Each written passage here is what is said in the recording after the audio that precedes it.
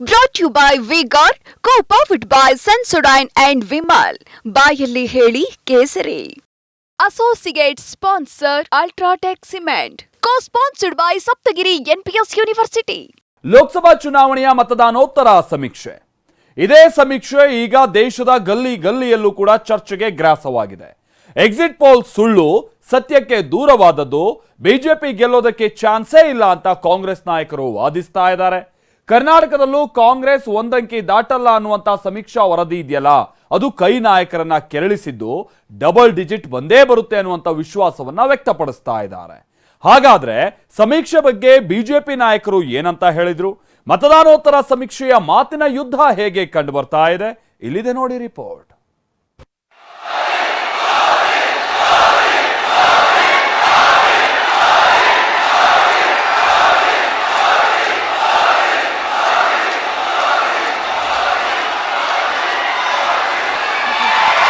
ಇವತ್ತು ಹೇಳ್ತೀನಿ, Karnataka cross.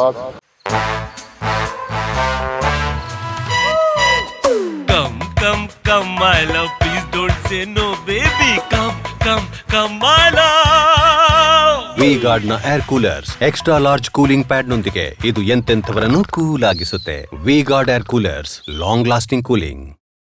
Double digit ನಾವು 15 ಸೀಟ್ ಗೆಲ್ತೀವಿ. ಎಕ್ಸಿಟ್ ಪೋಲ್ಗಳು ಸತ್ಯಕ್ಕೆ ದೂರವಾಗಿದೆ.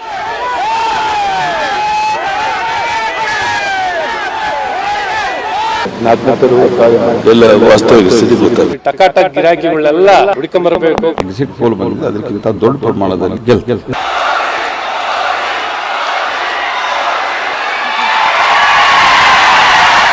ಮತದಾನಕ್ಕೂ ಮುನ್ನ ನಡೆಯುತ್ತಿದ್ದ ಸಮರವೇ ಬೇರೆ, ಮತದಾನದ ನಂತರ ನಡೆಯುತ್ತಿರೋ ಕದನವೇ ಬೇರೆ.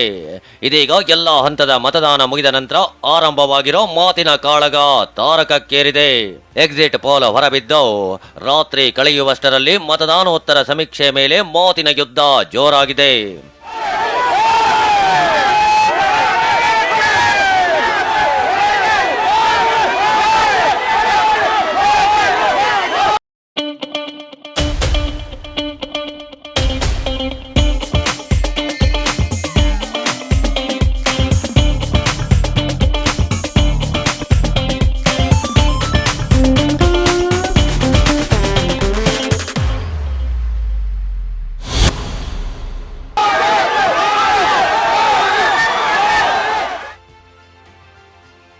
ಬಿಜೆಪಿ ಕಾಂಗ್ರೆಸ್ ಮಧ್ಯೆ ಎಕ್ಸಿಟ್ ಪೋಲ್ ಫೈಟ್.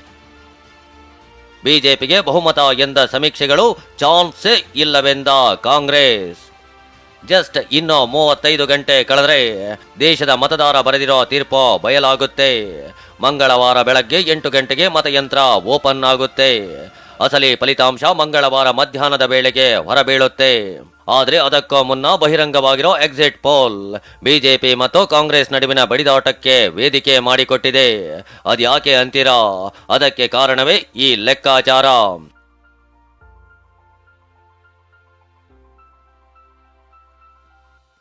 ರಾಜ್ಯದಲ್ಲಿ ಒಟ್ಟು 28 ಲೋಕಸಭಾ ಕ್ಷೇತ್ರಗಳಿವೆ. ಈ ಪೈಕಿ ಬಿಜೆಪಿ ಇದು ಇನ್ವರ್ಟರ್ ಎಸಿ. ನೀವು ಗ್ಯಾಮ್ಲರ್ ಅಲ್ವಾ? ಗ್ಯಾಮ್ಲರ್ ಜೂಜಾಡ್ತಿರಲ್ವಾ? ನೀವು ಜೂಜಾಡ್ತೀರಾ? ಇಲ್ಲ, ಯಾರು ಏನು ಹೇಳಿದ್ರು ಅಂತ ನೀನು ಎಷ್ಟು ಕಾಸ್ಟ್ಲಿ ಹಾಗೂ ಡೆಲಿಕೇಟ್ ಎಸಿ ತಗೊಂಡು ಸ್ಟೆಬಿಲೈಸರ್ ತಗೊಳ್ಳಿಲ್ಲ ಅಂದ್ರೆ ಇದು ಜೂಜಾಟ ತಾನೇ. ಒಂದೇ ಫ್ಲಕ್ಚುಯೇಷನ್ ಗೆ ನಿಮ್ಮ ಇನ್ವರ್ಟರ್ ಎಸಿಯ ಪಾರ್ಟ್ಸ್ ಡ್ಯಾಮೇಜ್ ಆಗಬಹುದು. ಅದನ್ನು V-Guard ಉಪಯೋಗಿಸಿ ಸುರಕ್ಷಿತವಾಗಿರಿಸಿ. V-Guard, India's #1 stabilizer. 20ಕ್ಕೂ ಹೆಚ್ಚು ಸ್ಥಾನ ಗೆಲ್ಲುತ್ತೆ ಅಂತ ಬಹುತೇಕ ಎಲ್ಲಾ ಸಮೀಕ್ಷೆಗಳು ಭವಿಷ್ಯ ನುಡಿದಿವೆ. ಅದರಲ್ಲೂ ಪ್ರಮುಖವಾಗಿ TV9 ಪೋಲ್ ಸ್ಟ್ರಾಟ್ ಮತ್ತು ಪೀಪಲ್ಸ್ ಇನ್ಸೈಟ್, ಆಕ್ಸಿಸ್ ಮೈ ಇಂಡಿಯಾ, ಜನ್ ಕಿ ಬಾತ್, ಸಿ ವೋಟರ್ ಮತ್ತು ಟುಡೇಸ್ ಚಾಣಕ್ಯ ಸರ್ವೆ ರಿಪೋರ್ಟ್ ಬಿಜೆಪಿಗೆ ಬಹುಮತ ಎಂದಿವೆ. ಜೊತೆಗೆ ಕರುನಾಡ ಜನರಿಗೆ ಗ್ಯಾರಂಟಿ ಕೊಟ್ಟಿರೋ ಕಾಂಗ್ರೆಸ್ ಒಂದಂಕಿ ದಾಟಲ್ಲ ಎಂದಿವೆ. ಈ ಸಮೀಕ್ಷೆಯೇ ಈಗ ಮಾತಿನ ಸಮರಕ್ಕೆ ವೇದಿಕೆಯಾಗಿದೆ. ಮತದಾನೋತ್ತರ ಸಮೀಕ್ಷೆ ಒಪ್ಪದ ಕಾಂಗ್ರೆಸ್ ನಾಯಕರು ಎಕ್ಸಿಟ್ ಪೋಲ್ ಸುಳ್ಳು, ಸತ್ಯಕ್ಕೆ ದೂರ ಎಂದ ವಾದ. ಎಕ್ಸಿಟ್ ಪೋಲ್ ಬಳಿಕವೂ ರಾಜ್ಯ ಕಾಂಗ್ರೆಸ್ ನಾಯಕರ ಲೆಕ್ಕಾಚಾರ ಬೇರೆನೇ ಇದೆ. ಗುಪ್ತಚರ ಇಲಾಖೆ ಮಾಹಿತಿ ಪ್ರಕಾರ ಕಾಂಗ್ರೆಸ್ಗೆ 13 ಸ್ಥಾನ ಬರೋ ಸಾಧ್ಯತೆ ಇದೆ ಅಂತ ವರದಿ ಇದೆ. ಕಾಂಗ್ರೆಸ್ ಆಂತರಿಕ ವರದಿಯಲ್ಲೂ ಡಬಲ್ ಡಿಜಿಟ್ ಬರುತ್ತೆ ಅಂತ ಹೇಳಲಾಗ್ತಿದೆ. ಹೀಗಾಗಿ 10 ರಿಂದ 12 ಸ್ಥಾನ ಗೆಲ್ಲ ವಿಶ್ವಾಸದಲ್ಲಿ Congress ನಾಯಕರಿದ್ದಾರೆ. Surveys can't be done going to a village, sitting at the headquarters of the village and speaking to people. In a village, there are a lot of places where there will be colonies, there will be women, there will be all sections of the society. Now also I am telling you, our number will be more, it will be double digit plus more. Over 2/3 of the seats, we are very confident that the Congress party will win in Karnataka. ಕರ್ನಾಟಕದಲ್ಲಿ ಹೆಚ್ಚು ಸ್ಥಾನ ಗೆಲ್ತೀವಿ ಎಂದಿರೋ DK Shivakumar exit poll ಮೇಲೆ ನಂಬಿಕೆ ಇಲ್ಲ. ವಿಧಾನಸಭೆ ಚುನಾವಣೆಯಲ್ಲಿ ಹೇಳಿದಂತೆ ಇವತ್ತು ಹೇಳ್ತೀನಿ, ಕರ್ನಾಟಕದಲ್ಲಿ ಡಬಲ್ ಡಿಜಿಟ್ ಬರುತ್ತೆ ಎಂದಿದ್ದಾರೆ. ಆದ್ರೆ ಇತ್ತ ಹುಬ್ಬಳ್ಳಿಯಲ್ಲಿ ಮಾತನಾಡಿರೋ ಪ್ರಹ್ಲಾದ್ ಜೋಶಿ ಎಕ್ಸಿಟ್ ಪೋಲ್ಗಿಂತ ಹೆಚ್ಚು ಸ್ಥಾನ ಗೆಲ್ತೀವಿ ಎಂದಿದ್ದಾರೆ. ನನಗೆ ಈ ಎಕ್ಸಿಟ್ ಪೋಲ್ ಬಗ್ಗೆ ನಂಬಿಕೆ ಇಲ್ಲ. Karnataka will cross double digit. ನಾನು ಹೇಳೋದು ಇದಕ್ಕಿಂತ ಈಗೇನು ಎಕ್ಸಿಟ್ ಪೋಲ್ ಬಂದಿದೆ ಅದಕ್ಕಿಂತ ದೊಡ್ಡ ಪ್ರಮಾಣದಲ್ಲಿ ಭಾರತೀಯ ಜನತಾ ಪಾರ್ಟಿ ನರೇಂದ್ರ ಮೋದಿ ಅವರ ನೇತೃತ್ವದಲ್ಲಿ ಗೆಲ್ತದೆ. 400 ದಾಟ್ತೀವಿ. ಇನ್ನು ವಿಧಾನಸಭೆ ಚುನಾವಣೆಯಲ್ಲೂ 100 ದಾಟಲ್ಲ ಎಂದಿದ್ರು. ಬಿಜೆಪಿ ನಾಯಕರು ಸೂಟು ಹೊಲಿಸಿಕೊಂಡಿದ್ರು. ಆದ್ರೆ ಸಮೀಕ್ಷೆ ಉಲ್ಟಾ ಆಯ್ತು. ಈಗಲೂ ಅದೇ ರೀತಿಯಾಗುತ್ತೆ ಅಂತ ಪ್ರಿಯಾಂಕ್ ಖರ್ಗೆ ಹೇಳಿದ್ದಾರೆ. ಇದಕ್ಕೆ ತಿರುಗೇಟು ಕೊಟ್ಟಿರೋ ಜಗದೀಶ್ ಶೆಟ್ಟರ್, ವಿಧಾನಸಭೆ ಎಕ್ಸಿಟ್ ಪೋಲ್ನಲ್ಲಿ ಕಾಂಗ್ರೆಸ್ಗೆ ಲೀಡ್ ಅಂತ ತೋರಿಸಲಾಗಿತ್ತು, ಯಾವ ಸಮೀಕ್ಷೆಯೂ ಬಿಜೆಪಿ ಗೆಲ್ಲುತ್ತೆ ಅಂತ ಹೇಳಿರಲಿಲ್ಲ ಎಂದಿದ್ದಾರೆ. ಬಹಳಷ್ಟು ಜನ ಹಂಗ ಅಸೆಂಬ್ಲಿ ಅಂತಾನ ಹೇಳಿದ್ರು. ಬಿಜೆಪಿ ಅವರು JDS ಮೈತ್ರಿ ಸಂಪೂರ್ಣವಾಗಿ ಅಧಿಕಾರಕ್ಕೆ ಬರುತ್ತೆ ಅಂತ ಹೇಳಿದ್ರು. ಕೆಲವರು ಬಹಳಷ್ಟು ಜನ ಬಿಜೆಪಿ ನಾಯಕರು ಸೂಟ್ ಕೂಡ ಹೊಲಿಸ್ಕೊಂಡಿದ್ರು. ಆದ್ರೆ ಏನಾಯ್ತು? ಲಾಸ್ಟ್ ಟೈಮ್ ಎಲ್ಲಿ ಹೇಳಿದ್ರು ಬಿಜೆಪಿ ಅಧಿಕಾರಕ್ಕೆ ಬರ್ತದೆ ಅಂತ ಎಲ್ಲಿ ಹೇಳಿಲ್ಲ. ತಂತ್ರ ಆಗ್ತದೆ ಅಂತೇಳಿ ಹೇಳಿ ಎಕ್ಸಿಟ್ ಪೋಲ್ ಹೇಳಿತ್ತು. ಬಟ್ 135 ಸೀಟ್ ಗೆದ್ದು ಕಾಂಗ್ರೆಸ್ ಅಂತ ಅಲ್ಲ, ಅಲ್ಲಿ ಲೀಡಿಂಗ್ ಯಾರು ತೋರಿಸಿತ್ತು? ಕಾಂಗ್ರೆಸ್ಸೇ ತೋರಿಸಿತ್ತು. ಹೀಗಾಗಿ ಇವತ್ತು ಈ ಎಕ್ಸಿಟ್ ಪೋಲು ಕಂಪ್ಲೀಟು ಫಾಲ್ಸ್ ಅನ್ನುವಂಥದ್ದು ಈಗ ಅವರು ಸೋಲನ್ನ ಒಪ್ಕೊಳ್ಳೋ ಬದಲಿ ಒಂದು ರೀತಿ ಸಬೂಬು ಹೇಳುವಂತ ಕೆಲಸ ಇವತ್ತು ಅವ್ರು ಮಾಡ್ತಾ ಇದ್ದಾರೆ. ಇನ್ನು ಎಕ್ಸಿಟ್ ಪೋಲ್ ಸತ್ಯಕ್ಕೆ ದೂರ ಅಂತ ಡಾಕ್ಟರ್ ಜಿ ಪರಮೇಶ್ವರ್ ಹೇಳಿದ್ದಾರೆ. ಇದಕ್ಕೆ ಕೌಂಟರ್ ಕೊಟ್ಟಿರೋ ಅಶ್ವಥ್ ನಾರಾಯಣ್ ಟಕಾಟಕ್ ಗಿರಾಕಿಗಳನ್ನ ಹುಡುಕಬೇಕು ಅಂತ ವ್ಯಂಗ್ಯವಾಡಿದ್ದಾರೆ. ನಾವು ಅದರಲ್ಲಿ ವಿಶ್ವಾಸ ಇಟ್ಕೊಂಡಿಲ್ಲ. ಈಗಿನ ಅನೇಕ ಸಂದರ್ಭದಲ್ಲಿ ಎಕ್ಸಿಟ್ ಪೋಲ್ಗಳು ಕೂಡ ಸರಿಯಾಗಿರೋದನ್ನು ನೋಡಿದ್ದೇವೆ ನಾವು. ಆದರೆ ಈ ಬಾರಿ ಅವ್ರು ಕೊಟ್ಟಿರ್ತಕ್ಕಂಥ ಎಕ್ಸಿಟ್ ಪೋಲ್ಗಳು ಸತ್ಯಕ್ಕೆ ದೂರವಾಗಿದೆ ಅಂತ ಹೇಳಿ ನನಗನ್ಸುತ್ತೆ. ಟಕಾಟಕ್ ಟಕಾಟಕ್ ಟಕಾಟಕ್ ಏನಿಲ್ಲ, ಬೇರೆ ಏನು ಬರಲ್ಲ. ಟಕಾಟಕ್ ಟಕಾಟಕ್ ಎಲ್ಲ ಟಕಾಟಕ್ ಟಕಾಟಕ್. ಪಾಪ ಟಕಾಟಕ್ ಅಂತ ಈಗ ಇವರನ್ನ ಮನೆ ಕಳಿಸಿದ್ದಾರೆ. ಟಕಾಟಕ್. ಸೊ ಈ ಟಕಾಟಕ್ ಗಿರಾಕಿಗಳನ್ನೆಲ್ಲ ಹುಡ್ಕೊಂಬರ್ಬೇಕು. ಪಾಪ ಏನೇನೋ ಕ್ಯೂ ಹತ್ತಿಸ್ಬಿಟ್ಟಿದ್ರು. ಸಂವೇದನಾಶೀಲತೆಯಿಂದ ತಕ್ಷಣವೇ ಆರಾಮ ಪಡೆಯಿರಿ ಸೆನ್ಸೊಡೈನ್ ರ್ಯಾಪಿಡ್ ರಿಲೀಫ್ ಜೊತೆಗೆ. ಒಟ್ನಲ್ಲಿ ಎಕ್ಸಿಟ್ ಪೋಲ್ನಿಂದ ಬಿಜೆಪಿ ಗೆಲುವಿನ ವಿಶ್ವಾಸ ಹೆಚ್ಚಾಗಿದೆ. ಆದರೆ ಕಾಂಗ್ರೆಸ್ನ ವಿಶ್ವಾಸ ಕಡಿಮೆಯಾಗಿಲ್ಲ. ಕಾಂಗ್ರೆಸ್ನ ಆಂತರಿಕ ಸಮೀಕ್ಷೆ ನಿಜವಾಗುತ್ತಾ? ಕಾಂಗ್ರೆಸ್ ಡಬಲ್ ಡಿಜಿಟ್ ಬರುತ್ತಾ? ಅಥವಾ ಮತದಾನೋತ್ತರ ಸಮೀಕ್ಷೆಯಂತೆ ಕಾಂಗ್ರೆಸ್ ಒಂದಂಕಿಗೆ ತೃಪ್ತಿ ಪಟ್ಟುಕೊಳ್ಳುತ್ತಾ ಅನ್ನೋದು ಜೂನ್ 4ಕ್ಕೆ ಗೊತ್ತಾಗಲಿದೆ. Bureau report, TV9.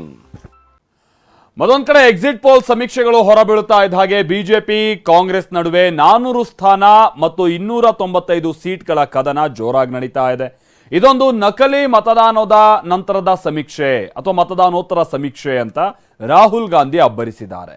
ನಾವು 295ಕ್ಕಿಂತ ಹೆಚ್ಚು ಸೀಟ್ ಗೆಲ್ತೀವಿ ಅಂತ ಮಲ್ಲಿಕಾರ್ಜುನ ಖರ್ಗೆ ಕೂಡ ವಿಶ್ವಾಸ ವ್ಯಕ್ತಪಡಿಸ್ತಾ ಇದ್ದಾರೆ.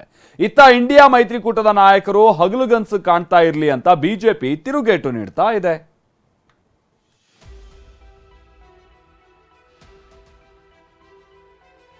और अब की बार पूरा देश कह रहा है, अब की बार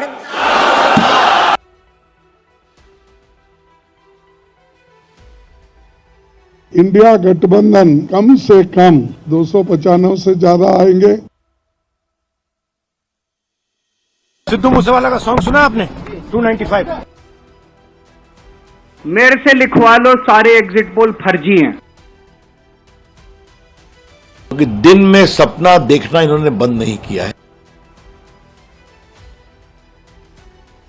ಇನ್ನೊಂದೇ ದಿನ ಕಳೆದರೆ ಸಾಕು ಲೋಕಸಭೆ ಕದನಕಣದ ಭವಿಷ್ಯ ಹೊರಬೀಳಲಿದೆ. ಬಿಜೆಪಿ ನಾಯಕರು ಅಬ್ ಕಿ ಬಾರ್ 400 ಪಾರ್ ಅಂತ ಜಪಿಸ್ತಿದ್ದಾರೆ. ಇಂಡಿಯಾ ಒಕ್ಕೂಟದ ನಾಯಕರು ನಾವು 295 ಪ್ಲಸ್ ಗೆಲ್ತೀವಿ ಅಂತಿದ್ದಾರೆ. ಆದ್ರೆ ನಿನ್ನೆ ಹೊರಬಿದ್ದಿರೋ ಮತಗಟ್ಟೆ ಸಮೀಕ್ಷೆ ಭವಿಷ್ಯ ರಾಜಕೀಯದಲ್ಲಿ ದೊಡ್ಡ ಸಂಚಲನವನ್ನೇ ಸೃಷ್ಟಿಸಿದೆ. ಹಾಗಾದ್ರೆ ನಿನ್ನೆ ಹೊರಬಿದ್ದ ಸಮೀಕ್ಷೆಯಲ್ಲಿ ಅಂಕಿ ಅಂಶಗಳೇನು ಅನ್ನೋದನ್ನೇ ತೋರಿಸ್ತೀವಿ ನೋಡಿ. TV9 ಪೋಲ್ಸ್ಟ್ರೈಟ್ ಮತ್ತು ಪೀಪಲ್ಸ್ ಇನ್ಸೈಟ್ ನಡೆಸಿದ ಸಮೀಕ್ಷೆ ಪ್ರಕಾರ 346 ಕ್ಷೇತ್ರ NDA ಪಾಲಾಗಲಿದೆ. ಇಂಡಿಯಾ ಮೈತ್ರಿಕೂಟ ಕೇವಲ 162 ಸ್ಥಾನ ಗೆಲ್ಲಲಿದೆ ಅಂತ ಭವಿಷ್ಯವನ್ನ ನುಡಿದಿದೆ. ಹಾಗೆ ಆಕ್ಸಿಸ್ ಮೈ ಇಂಡಿಯಾ ಸಮೀಕ್ಷೆಯಲ್ಲಿ ಎನ್ಡಿಎ 361ರಿಂದ 401ರವರೆಗೂ ಗೆಲ್ಲೋ ಸಾಧ್ಯತೆ ಇದೆ ಅಂತ ಹೇಳಿದೆ. ಹಾಗೆ ಇಂಡಿಯಾ ಕೂಟ 131ರಿಂದ 166 ಸ್ಥಾನ ಗೆಲ್ಲಲಿದೆಯಂತೆ. ಇನ್ನು ಜನ್ ಕಿ ಬಾತ್ ಸರ್ವೆ ಪ್ರಕಾರ ಎನ್ಡಿಎಗೆ 362ರಿಂದ 392, ಇಂಡಿಯಾಗೆ 141ರಿಂದ 161, ಸಿ ವೋಟರ್ ಪ್ರಕಾರ ಎನ್ಡಿಎಗೆ 353ರಿಂದ 383, ಇಂಡಿಯಾ ಒಕ್ಕೂಟಕ್ಕೆ 152ರಿಂದ 182 ಸ್ಥಾನ ಗೆಲ್ಲಲಿದೆಯಂತ ಅಂದಾಜಿಸಲಾಗಿದೆ. ಅಂತೆಯೇ ಟುಡೇಸ್ ಚಾಣಕ್ಯ ಸರ್ವೆ ಪ್ರಕಾರ ಎನ್ಡಿಎ 385ರಿಂದ ಬರೋಬ್ಬರಿ 415ರವರೆಗೂ ಗೆಲ್ಲೋ ಸಾಧ್ಯತೆ ಇದೆಯಂತೆ. ಆದ್ರೆ ಇಂಡಿಯಾ ಮೈತ್ರಿಕೂಟ 96ರಿಂದ 118 ಸ್ಥಾನಗಳನ್ನಷ್ಟೇ ಗೆಲ್ಲಲಿದೆಯಂತ ಟುಡೇಸ್ ಚಾಣಕ್ಯ ಸಮೀಕ್ಷೆ ಹೇಳ್ತಿದೆ.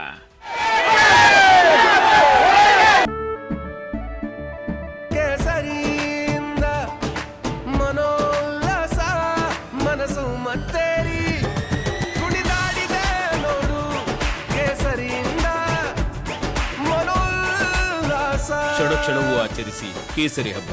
ವಿಮಲ್, ಬಾಯಲ್ಲಿ ಹೇಳಿ ಕೇಸರಿ. ಎನ್ಡಿಎ ಮೈತ್ರಿಕೂಟಕ್ಕೆ 400ಕ್ಕೂ ಹೆಚ್ಚು ಸ್ಥಾನ ಎಂದು ಮತಗಟ್ಟೆ ಸಮೀಕ್ಷೆ. ಚುನಾವಣೋತ್ತರ ಸಮೀಕ್ಷೆ ಬೋಗಸ್, ಇಂಡಿಯಾ ಒಕ್ಕೂಟ ನಾಯಕರ ಟೀಕೆ.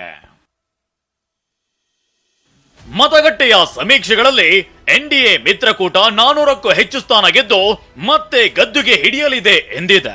ಈ ಚುನಾವಣೋತ್ತರ ಸಮೀಕ್ಷೆ ಭವಿಷ್ಯದ ವಿಚಾರದಲ್ಲಿ ನಾಯಕರ ಕದನಕ್ಕೆ ಕಾರಣವಾಗಿದೆ. ಇದೊಂದು ಬೋಗಸ್ ಎಕ್ಸಿಟ್ ಪೋಲ್ ಅಂತ ಇಂಡಿಯಾ ಮೈತ್ರಿಕೂಟದ ನಾಯಕರು ಟೀಕೆ ಮಾಡ್ತಿದ್ದಾರೆ. ನಾಮ್ ಎಕ್ಸಿಟ್ ಪೋಲ್ नहीं है, इसका नाम मोदी मीडिया पोल है. ये मोदी जी का पोल है, फैंटेसी पोल है. सारे एग्जिट पोल फर्जी हैं. ಮತದಾನೋತ್ತರ ಸಮೀಕ್ಷೆ ಬಗ್ಗೆ ರಾಹುಲ್ ಗಾಂಧಿ ಕಿಡಿಕಾರಿದ್ರು. ಇದೊಂದು ಮೋದಿ ಸಮೀಕ್ಷೆ, ಕಾಲ್ಪನಿಕವಾದ ಪೋಲ್. ನಾವು 295ಕ್ಕೂ ಹೆಚ್ಚು ಸೀಟು ಗೆಲ್ಲಲಿದ್ದೇವೆ ಅಂತ ವಿಶ್ವಾಸವನ್ನ ವ್ಯಕ್ತಪಡಿಸಿದ್ದಾರೆ.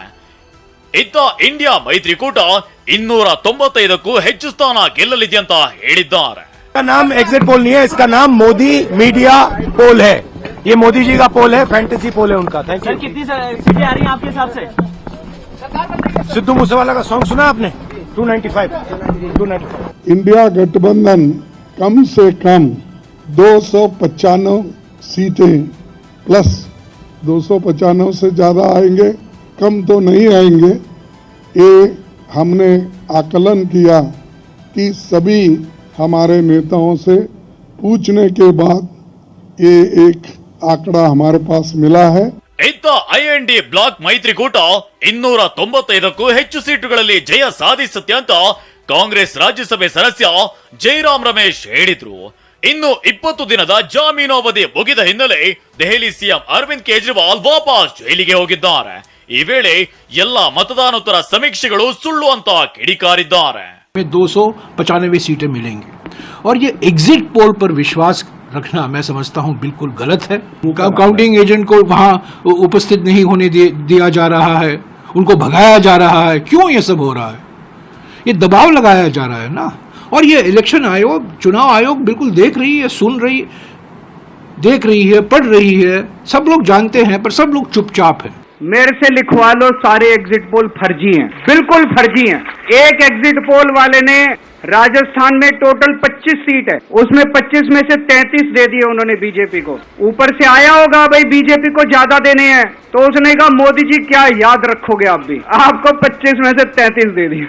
ಕೇಂದ್ರದಲ್ಲಿ ಪ್ರಧಾನಿ ಮೋದಿ ಮತ್ತೆ ಪ್ರಧಾನಿ ಆದ್ರೆ ನಾನು ತಲೆ ಬೋಳಿಸಿಕೊಳ್ತೀನಿ ಅಂತ ಆಪ್ ಹಿರಿಯ ನಾಯಕ ಸೋಮನಾಥ್ ಭಾರತಿ ಸವಾಲು ಹಾಕಿದ್ದಾರೆ. ಎಕ್ಸಿಟ್ ಪೋಲ್ ವರದಿಗಳು ಜೂನ್ 4ರಂದು ಸುಳ್ಳಾಗಲಿದೆ ಅಂತ ಹೇಳಿದ್ದಾರೆ. ಇಂಡಿಯಾ ಮೈತ್ರಿಕೂಟದ ನಾಯಕರ ಮಾತಿಗೆ ಕೇಂದ್ರ ಸಚಿವ ರವಿಶಂಕರ್ ಪ್ರಸಾದ್ ಅವರು ಟಕ್ಕರ್ ಕೊಟ್ಟಿದ್ದಾರೆ. ಕಾಂಗ್ರೆಸ್ನವರು ಹಗಲುಗನಸು ಕಾಣ್ತಿದ್ದಾರೆ ಅಂದ್ರು. कांग्रेस की हालत इसीलिए हुई है और आगे और होगी क्योंकि दिन में सपना देखना इन्होंने बंद नहीं किया है. फिर कह रहा हूं दिन में सपने देखने दीजिए ना. एक बात आपने देखी, सारे एग्जिट पोल एक ही जगह में. सामान्यतः एग्जिट पोल में डिफरेंसेस होते हैं.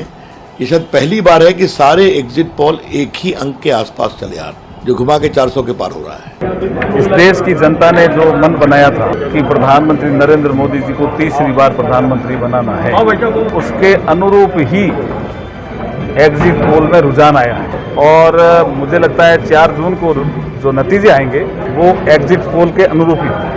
ಲೋಕಸಭೆಯ ಚುನಾವಣೆ ಫಲಿತಾಂಶಕ್ಕೂ ಮುನ್ನ ಬಿಡುಗಡೆ ಆಗಿರೋ ಮತದಾನೋತ್ತರ ಸಮೀಕ್ಷೆಗಳು ಪ್ರಧಾನಿ ಮೋದಿ ಮತ್ತೊಮ್ಮೆ ಪ್ರಧಾನಿಯಾಗೋದು ಪಕ್ಕಾ ಎಂದಿದೆ.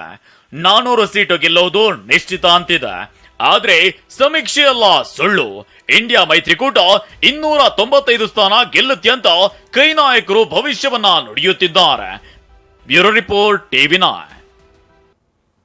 ಇನ್ನು ಮತದಾನೋತ್ತರ ಸಮೀಕ್ಷೆಯ ಬಳಿಕ ಸೋಲು ಗೆಲುವಿನ ಲೆಕ್ಕಾಚಾರದ ಜೊತೆಗೇನೆ ರಾಜ್ಯ ನಾಯಕರುಗಳಿಗೆ ಪರಿಷತ್ ಮಿನಿ ಸಮರ ಎದುರಾಗಿದೆ.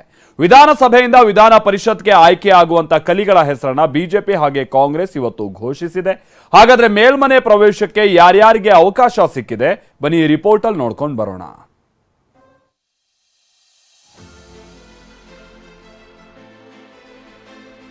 ಮೇಲ್ಮನೆಗೆ 7 ಕಾಂಗ್ರೆಸ್ ಅಭ್ಯರ್ಥಿಗಳ ಹೆಸರು ಫೈನಲ್.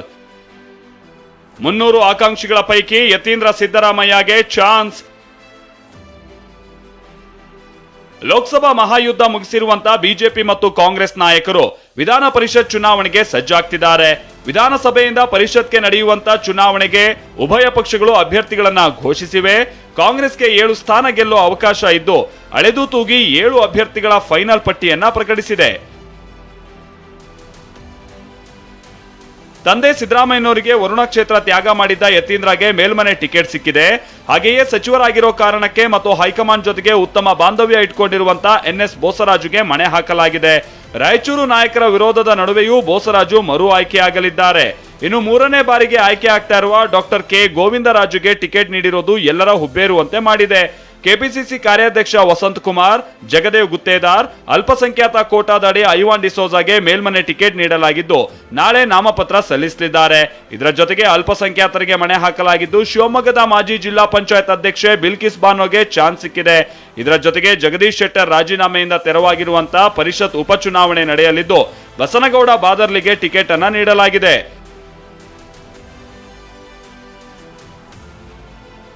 ಮುನ್ನೂರು ಆಕಾಂಕ್ಷಿಗಳ ಮುನಿಸು ತಣಿಸುವುದೇ ಕಾಂಗ್ರೆಸ್ಗೆ ಸವಾಲು.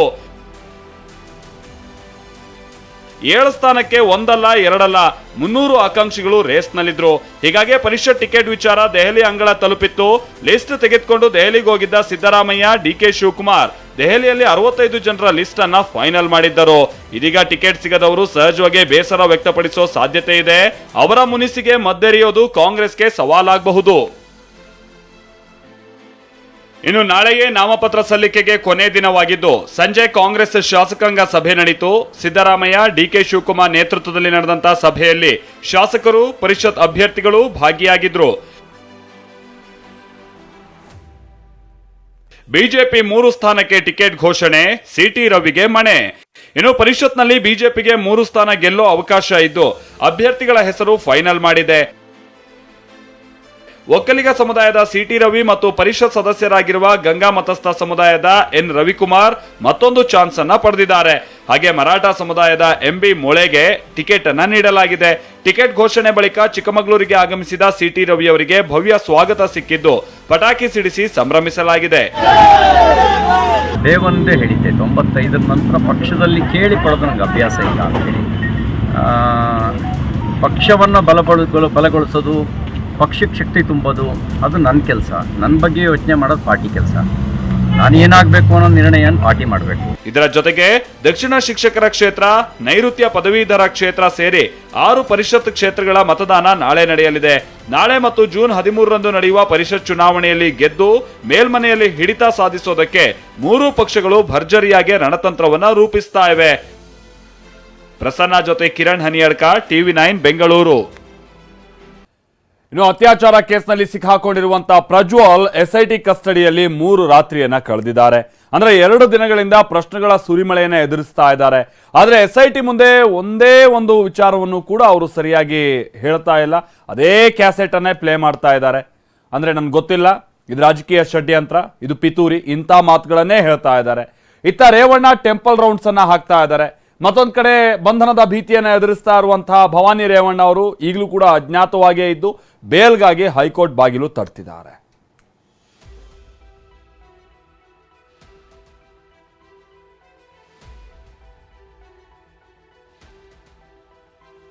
ಎಸ್ಐಟಿ ಮಹಿಳಾ ಅಧಿಕಾರಿಗಳಿಂದಲೇ ಪ್ರಜ್ವಲ್ ವಿಚಾರಣೆ. ಸಾಕ್ಷ್ಯಾಧಾರಗಳನ್ನ ಮುಂದಿಟ್ಟರು ಬಾಯ್ಬಿಡದ ಎಂಪಿ.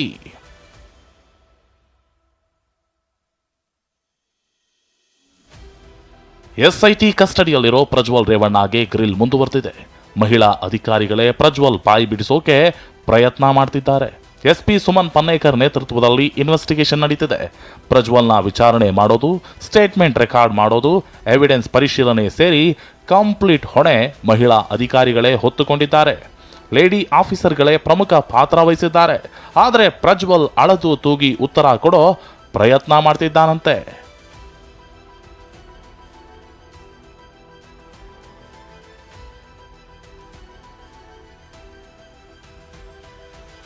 ಎರಡು ದಿನಗಳಿಂದ ವಿಚಾರಣೆ ನಡೆಸ್ತಿರೋ ಎಸ್ಐಟಿ ಪ್ರಶ್ನೆಗಳ ಸುರಿಮಳೆಯನ್ನೇ ಸುರಿಸಿದೆ. ಸಾಕ್ಷ್ಯಾಧಾರಗಳನ್ನ ಮುಂದಿಟ್ಟು ಪ್ರಶ್ನಿಸಿದ್ರು ಪ್ರಜ್ವಲ್ ಏನೊಂದು ಬಾಯಿ ಬಿಡ್ತಿಲ್ವಂತೆ. ಇದೆಲ್ಲ ಷಡ್ಯಂತ್ರ, ರಾಜಕೀಯ ಹುನ್ನಾರ, ನಾನೇನು ಮಾಡೇ ಇಲ್ಲ ಅಂತಲೇ ರಿಪೀಟ್ ಸ್ಟೇಟ್ಮೆಂಟ್ ಕೊಡ್ತಿದ್ದಾನಂತೆ. ಹೀಗಾಗಿ ಎಸ್ಐಟಿ ಸ್ಥಳ ಮಹಜರು ಪ್ರಕ್ರಿಯೆಗೆ ಪ್ಲಾನ್ ಮಾಡ್ತಿದೆ. ಮಂಗಳವಾರ ಲೋಕಸಭಾ ಚುನಾವಣಾ ಫಲಿತಾಂಶವಿದೆ. ಫಲಿತಾಂಶ ಹೊರಬಿದ್ರೆ ಹಾಸನದ ಚಿತ್ರಣ ಬದಲಾಗಲಿದೆ. ಹೀಗಾಗಿ ನಾಳೆಯೊಳಗೆ ಹಾಸನದಲ್ಲಿ ಸ್ಥಳ ಮಹಜರು ಮುಗಿಸುವ ಸಾಧ್ಯತೆಯೂ ಇದೆ.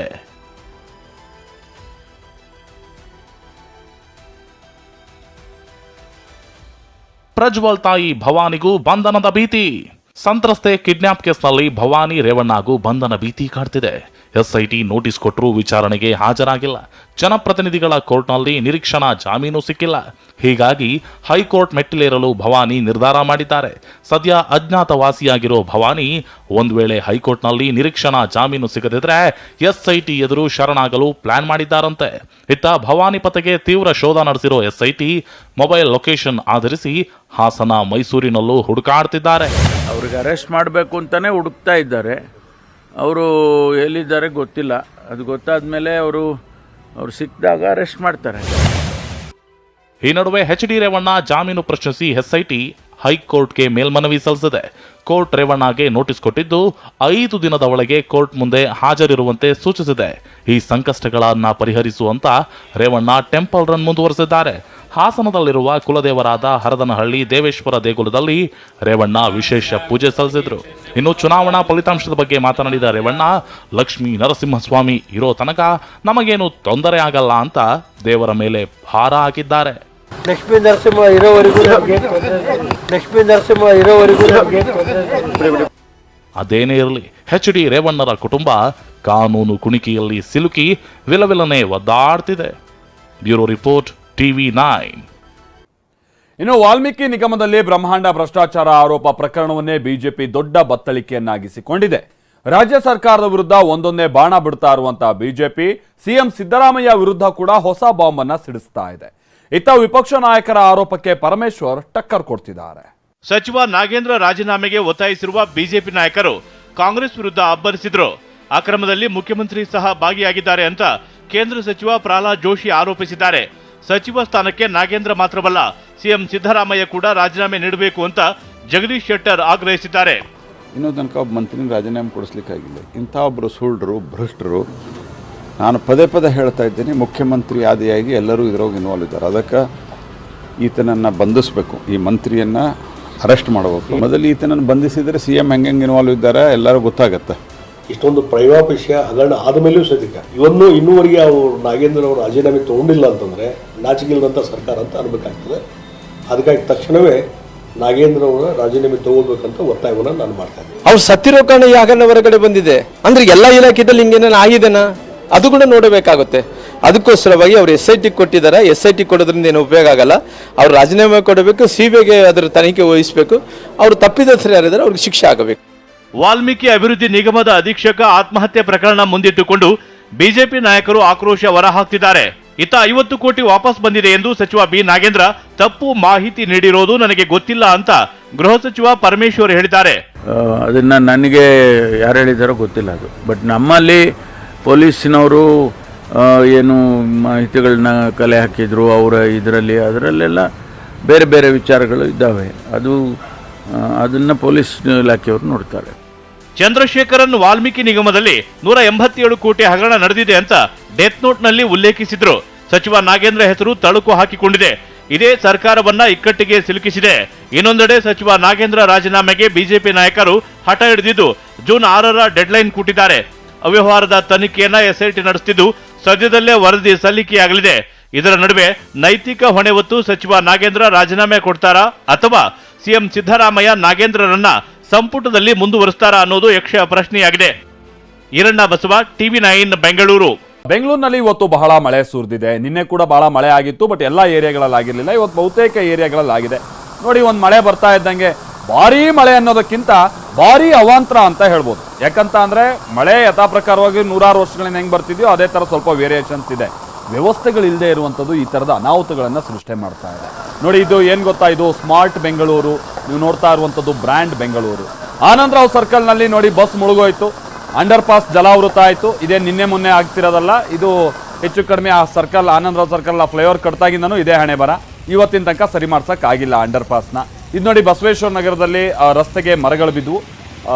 ಮಹಾಲಕ್ಷ್ಮಿ ಲೇಔಟ್ನಲ್ಲೂ ಕೂಡ ರಸ್ತೆಗೆ ಇವತ್ತು ಮರಗಳು ಬಿದ್ದಿದ್ದಾವೆ. ಈ ಸಂದರ್ಭದಲ್ಲಿ ಕೆಲವು ವೆಹಿಕಲ್ಗಳು ಕೂಡ ಜಖಮ್ ಆಗಿದ್ದಾವೆ. ಜಕ್ಸಂದ್ರದಲ್ಲಿ ಬಿರಿಯಾನಿ ಎಲ್ಲ ನೀರು ಪಾಲಾಗೋಗ್ಬಿಡ್ತು. ಹಂಗಂತ ಬಿರಿಯಾನಿನೇನು ರೋಡ್ ಮೇಲೆ ಮಾಡ್ತಾ ಇರಲಿಲ್ಲ.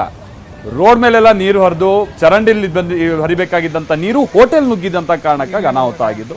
ನೋಡಿ, ಇದು ನೋಡಿ, ಇಲ್ಲಿ ಪಾಪ ಗುಂಡಿಗಳು ಎಲ್ಲಿ ಸರಿಯಾಗಿ ಹೋದ್ರೂ ಕೂಡ ನೀರು ಸರಿಯಾಗಿ ರಸ್ತೆ ಕಾಣ್ತಾ ಇರುವಾಗಲೇ ಹೋಗೋಕ್ಕಾಗಲ್ಲ. ಇನ್ನು ನೀರಿನಿಂದ ರಸ್ತೆ ಮುಚ್ಚಿದಾಗ ಹೋಗೋಕ್ಕಾಗುತ್ತಾ? ಇದು ನಮ್ಮ ಬ್ರ್ಯಾಂಡ್ ಬೆಂಗಳೂರು. ಇದು ನಮ್ಮ ಬೆಂಗಳೂರಿನ ಹಣೆ ಬರ. ಅದೇನು ಸರ್ಕಾರಗಳು ಬರಲಿ ಬದಲಾಗಲಿ, ಈ ವ್ಯವಸ್ಥೆ ಅಂತೂ ಅವ್ಯವಸ್ಥೆಯಾಗೇ ಮುಂದುವರಿತಾ ಹೋಗುತ್ತೆ. Brought you by V-Guard, co-powered by Sensodyne and Vimal. ಬಾಯಲ್ಲಿ ಹೇಳಿ ಕೇಸರಿ. Associate sponsor Ultratech Cement.